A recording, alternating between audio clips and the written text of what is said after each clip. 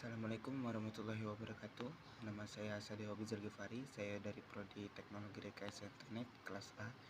NPM saya adalah 2375826. Saya akan menjelaskan tentang TCP dan UDP beserta contoh cara kerjanya. Apa sih TCP itu?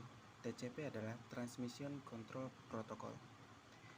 Merupakan salah satu jenis protokol yang membuat komunikasi antar perangkat jaringan dapat terbentuk. Dengan adanya TCP, komunikasi komputer dengan komputer lainnya yang terdapat di jaringan lokal dapat dilakukan. TCP adalah sebuah protokol yang terletak di lapisan transport jaringan yang disebut sebagai OSI layer. Berikut adalah contoh kerja TCP. Ketika email dikirimkan melalui protokol dan menggunakan server email, lalu memulai proses, maka protokol transmission akan membagi pesan menjadi paket yang lebih kecil, membaginya ke dalam proses, paket, menomori, lalu meneruskannya ke dalam sebuah lapisan IP. Setelah itu, pesan akan masuk ke dalam kotak masuk dari email pengguna, sehingga transmisi pesan sukses. Lalu, apa sih UDP itu? UDP adalah User Datagram Protocol.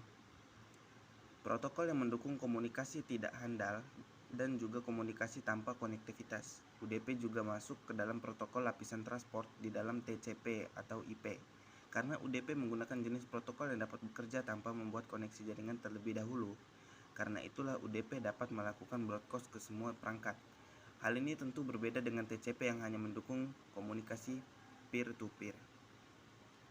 Berikut adalah contoh kerja UDP. Dalam permainan online, seperti game multi pemain atau game real-time lainnya, kecepatan dan responsivitas sangat penting.